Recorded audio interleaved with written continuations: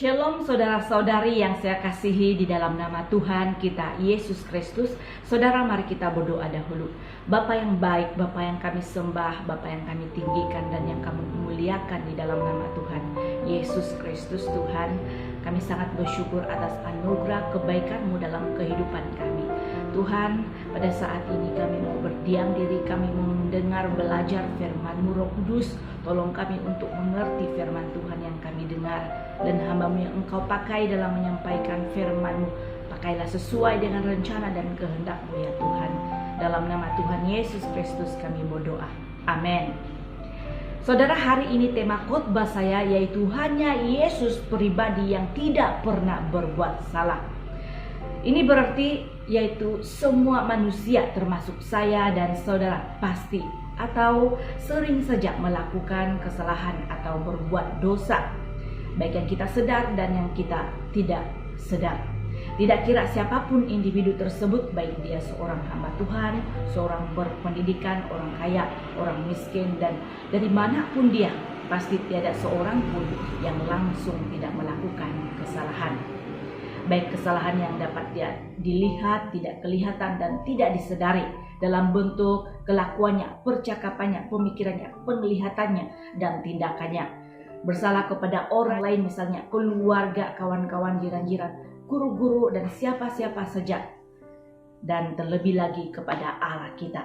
Sebab itu saudara-saudari, kita harus selalu merefleksi diri kita sendiri, datang kepada Bapa di surga. Kita memohon pengampunan dari Allah kita, dan sebab itu jugalah kalau dalam liturgi gereja Basel, di mana setiap minggu ada ruangan doa pengampunan dosa, karena ini mendorong umat manusia untuk selalu merefleksikan diri, memohon pengampunan dari Bapa kita di surga. Berbalik pada tema kita tadi, hanya Yesus pribadi yang tidak pernah berbuat salah.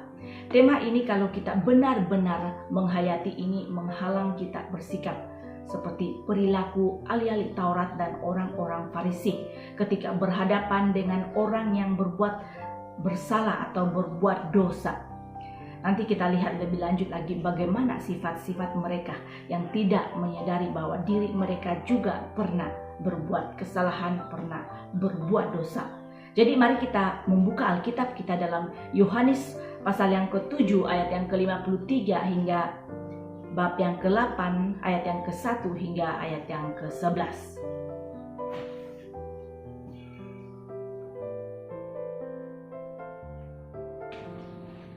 Mengatakan di sini Yohanes 7 ayat yang ke-53, lalu mereka pulang masing-masing ke rumahnya, tetapi Yesus pergi ke Bukit Zaitun.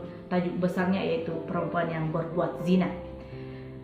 Kemudian bab yang ke-8 ayat yang ke-1 hingga ayat yang ke-11 mengatakan, pagi-pagi benar ia berada lagi di bait Allah dan seluruh rakyat datang kepadanya. Ia duduk dan mengajar mereka. Maka ahli-ahli Taurat dan orang-orang Farisi membawa kepadanya seorang perempuan yang kedapatan berbuat zina. Mereka menempatkan perempuan itu di tengah-tengah lalu berkata kepada Yesus, Rabi, perempuan ini tertangkap basah ketika ia sedang berbuat zina. Musa dalam hukum Taurat memerintahkan kita untuk melempari perempuan-perempuan yang demikian. Apakah pendapatmu tentang hal itu?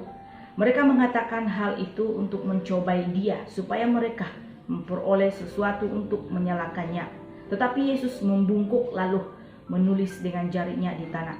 Dan ketika mereka terus-menerus bertanya kepadanya, ia pun bangkit berdiri lalu berkata kepada mereka, barang siapa di antara kamu tidak berdosa, hendaklah ia yang pertama melemparkan batu kepada perempuan itu.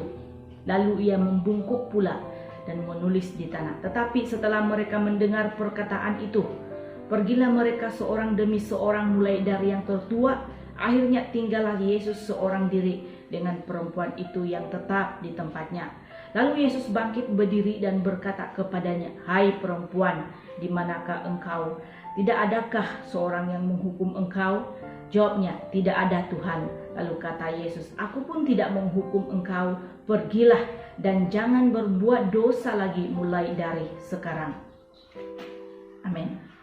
Saudara, bagaimana sikap ahli-ahli Taurat atau nama Yunaninya yaitu Grammateis dan orang-orang Farisi yang disebut dalam terjemahan Yunani Pharisioi terhadap perempuan yang berbuat zina itu? Bagaimana sikap perlakuan mereka terhadap perempuan yang berbuat zina itu? Saudara, ahli-ahli Taurat adalah kaum terpelajar Yahudi yang mempelajari hukum Taurat, Vomos, dan menjelaskan kepada orang lain bagaimana harus hidup sejalan dengan ajaran Taurat. Manakala kalau orang-orang Farisi adalah kelompok religius yang sungguh-sungguh percaya dan mengikuti hukum Taurat secermat mungkin, seteliti mungkin. Orang-orang inilah yang telah membawa seorang perempuan yang kedapatan berbuat zina kepada Yesus untuk dihakimi dalam cerita Alkitab tadi. Mereka menempatkan perempuan itu di tengah-tengah, jadi maknanya semua orang yang ada di situ dapat melihat perempuan itu. Mereka menolak keras-keras perempuan yang buat salah itu, berbuat zina itu. Saudara, melalui tindakan ahli-ahli Taurat dan orang-orang Farisi ini ada 3 kesalahan yang menonjol di sini yang mereka lakukan. Ini sekaligus juga menunjukkan diri mereka yang punya pegangan dan pemikiran yang merasa diri benar, tidak pernah melakukan kesalahan. Yang pertama yaitu mereka menghakimi. Maksud kata menghakimi yaitu menuduh sekeras-kerasnya tanpa ada rasa balas kasihan kepada orang yang berbuat salah itu, tanpa merasa diri juga pernah melakukan salah, tanpa mahu mendengar apa luahan atau penjelasan daripada pihak yang bersalah itu. Tambahan lagi, ahli-ahli Taurat dan orang-orang Farisi ini menggunakan hukum Taurat sebagai kekuatan dan alasan mereka untuk menghakimi perempuan itu. Mereka menggunakan perintah hukum ke-6, yaitu jangan berzina, Keluaran 20 ayat yang ke-14. Apakah salah mereka menggunakan ayat itu atau hukum Taurat? Tentunya tidak, saudara, tetapi niat mereka masa itu yang salah. Mereka tidak salah menggunakan hukum perintah, tetapi niat mereka yang perlu diperbetulkan pada waktu itu. Kadang-kadang kita seperti itu, yaitu kita salah guna menggunakan ayat-ayat firman Tuhan semata-mata mahu menghakimi seseorang dan mahu membenarkan diri kita sendiri. Contohnya bila ada pergaduhan atau berlainan pendapat dengan kawan-kawan kita, bila dia sudah merasa dirinya sudah kalah dan tidak lagi dapat melawan pendapat kawan-kawannya, maka langsung dia menggunakan ayat-ayat firman Tuhan untuk menghakimi dan menyerang kawan-kawannya itu supaya kawannya itu kalah terus. Dia mahu menutupi kesalahan yang dibuatnya dengan menggunakan ayat-ayat Alkitab. Maka itu kita kena berhati-hati juga dalam menggunakan ayat-ayat firman Tuhan.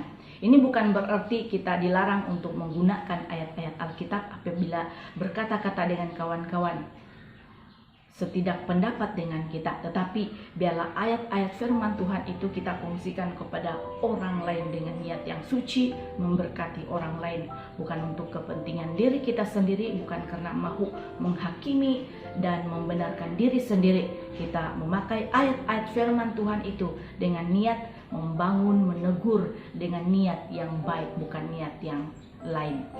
Saudara, selain itu niat ahli-ahli Taurat dan orang-orang Farisi ini bukan benar-benar akur dengan tujuan perintah hukum Taurat itu, tetapi mereka mahu menunjukkan bahwa perempuan itu memang bersalah dan tidak harus diterima lagi, tidak layak lagi, tiada maaf bagimu. Namun bukan itu yang dikehendaki oleh Allah. Dalam Efesus 4 ayat yang ke-32 mengatakan, tetapi hendaklah kamu ramah seorang terhadap yang lain, penuh kasih mesra dan saling mengampuni sebagaimana Allah di dalam Kristus telah mengampuni kamu. Kesalahan kedua yang dilakukan oleh ahli-ahli Taurat dan orang-orang Farisi ini yaitu ketidakadilan, pilih kasih. Itu di dalam Yohanes 8 ayat yang ke-5 yang saya sudah baca tadi. Saudara, menurut hukum Taurat, seorang perempuan yang kedapatan berbuat sedang tidur bersama-sama dengan lelaki yang bukan suaminya, dan laki-laki yang tidur bersama perempuan itu kedua-duanya harus dihukum mati dengan cara direjam. Itu boleh kita lihat di dalam Imamat 20 dan juga Ulangan 22. Para saksi menjadi orang-orang pertama melempari keduanya dengan batu. Tetapi dalam perikop ini yang kita baca tadi hanya si perempuan yang disebut. Oleh itu tindakan ahli-ahli Taurat dan orang-orang Farisi ini dalam menyelesaikan masalah itu tidak adil.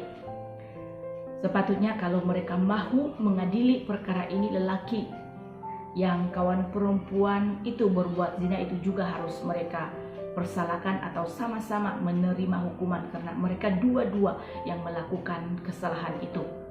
Bukan perempuan itu saja, tetapi tidak sedemikian mereka putuskan, hanya perempuan itu saja yang dipersalahkan. Tindakan mereka itu pilih kasih, lebih baik lebih memihak kepada kaum lelaki. Mahu menutupi kesalahan lelaki sebab mereka mentang-mentang kebanyakannya mungkin dari golongan lelaki pada waktu itu.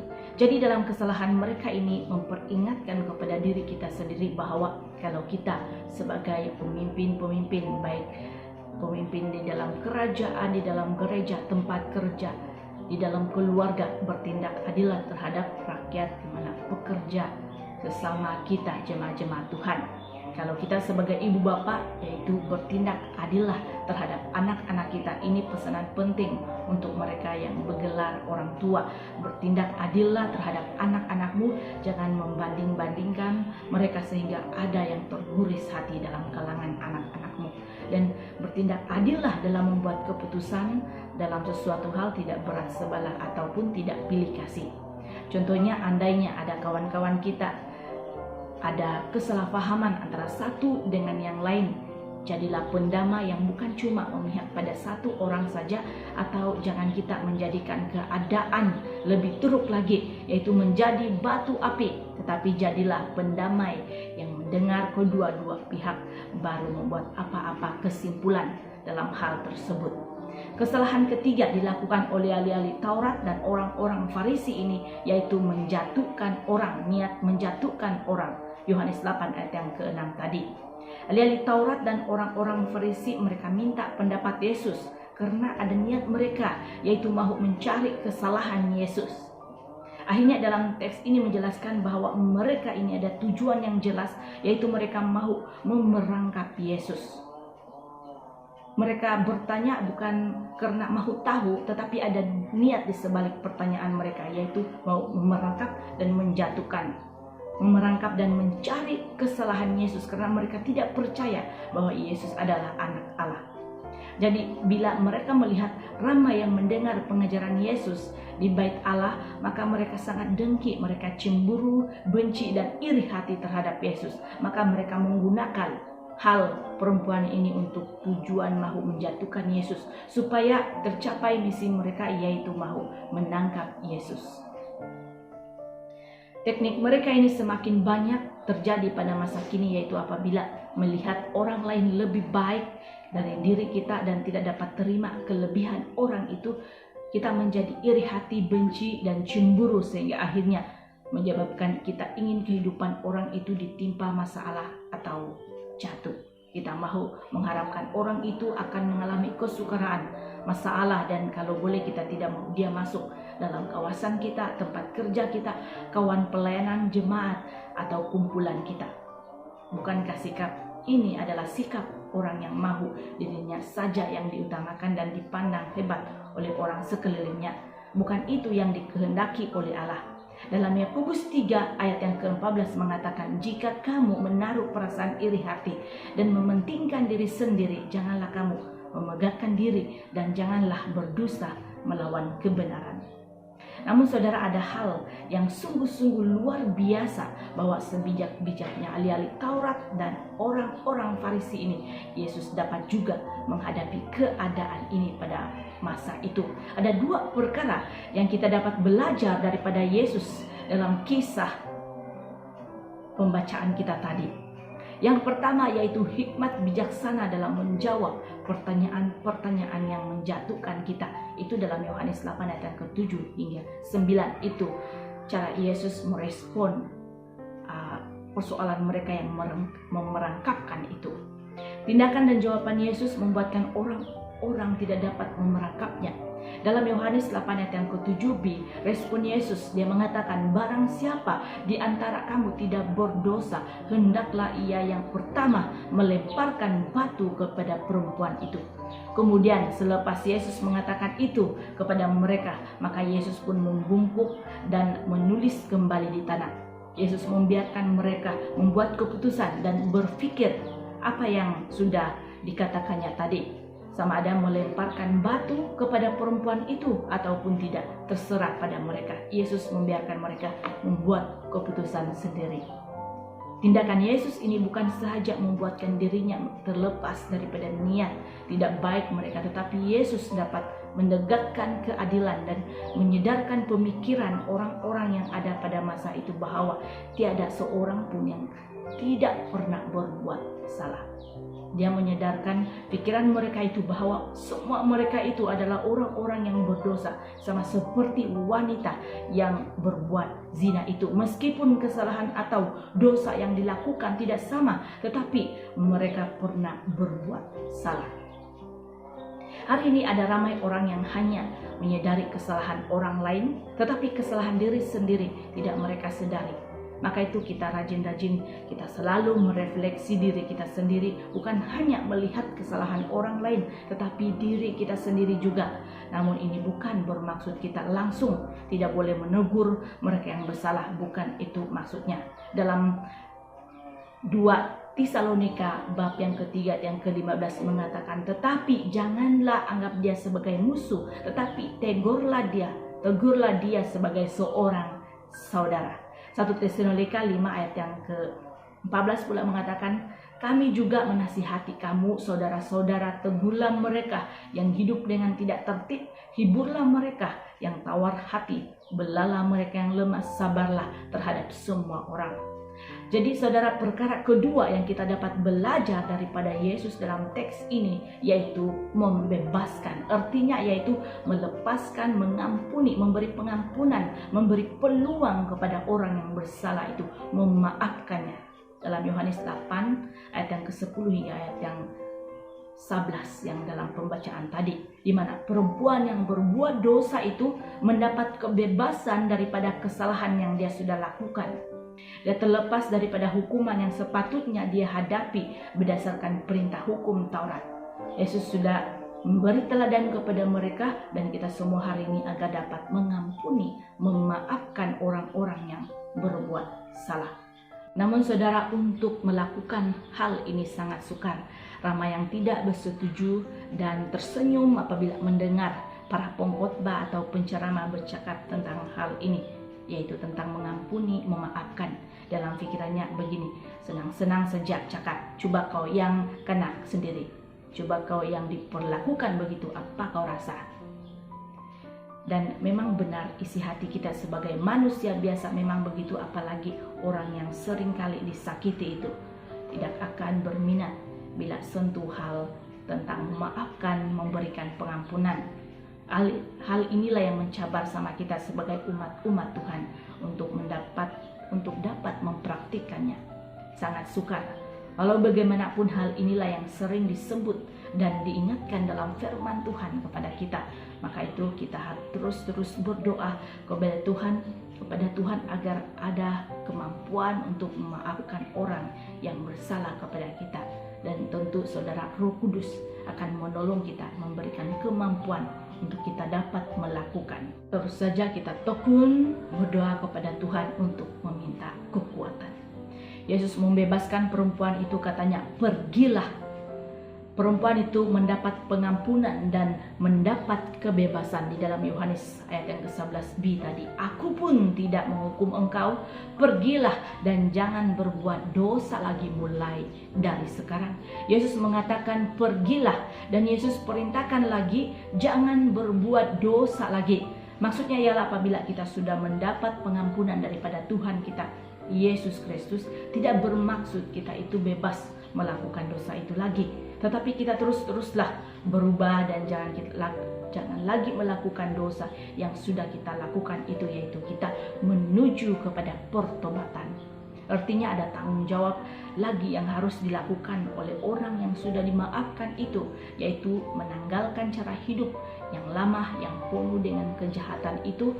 Inilah sepatutnya respon orang yang sudah mendapatkan peluang, mendapatkan pengampunan dan kebebasan itu. Ini juga berarti bukan bermaksud mentang-mentang kita tahu bahwa kita adalah manusia yang memang tidak pernah akan lari dari berbuat salah atau berdosa lalu kita bebas melakukan kesalahan. Tidak, bukan sedemikian, tetapi Allah mahu kita berusaha atau memperbaiki diri kita lagi, yaitu menjadi seperti Yesus, pribadi yang kita harus teladani. Kesimpulannya saudara, jika kita ada ciri-ciri dan punya kebiasaan seperti ahli-ahli Taurat dan orang Farisi ini yang suka menghakimi, mencari kesalahan orang lain dan bertindak secara tidak adil, mau menjatuhkan, marilah kita membuang sikap itu dalam diri kita, karena kita adalah anak-anak Tuhan Yesus Kristus. Kita mau mencontohi sikap-sikap Yesus. Kita mau menteladani sikap Yesus yang mau mengampuni, memberi kebebasan, dan sangat bijaksana berhadapan dengan orang-orang yang berniat menjatuhkan kita. Tidak bertindak berdasarkan emosi sahaja, tetapi memikirkan dengan penuh bijaksana dahulu. Dan kepada orang yang sudah mendapat atau yang sudah terima pengampunan kebebasan itu, maka perlulah menghargai pengampunan yang sudah diberikan kepada Anda dengan cara jangan mengulangi kesalahan itu. Tuhan memberkati saudara. Mari kita berdoa.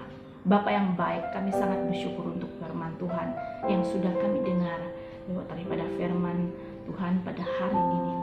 Kami sangat bersyukur Bapa, bila Engkau memberikan kami kemampuan untuk melakukan firman-Mu seperti Yesus rela mengampuni kesalahan orang dan juga diberi hikmat untuk menghadapi orang-orang yang menjatuhkan, bahkan juga bertindak adil.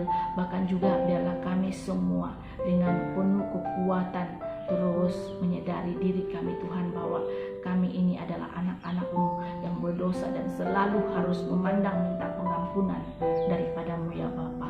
Terima kasih Bapa, dan biarlah kami anak-anak-Mu yang sudah Engkau beri peluang, memberi kebebasan, dan juga yang Engkau senantiasa berikan anugerah, senantiasa menghargai pengampunan yang Tuhan berikan kepada kami. Terima kasih Bapa, dalam nama Tuhan Yesus Kristus kami berdoa. Amin.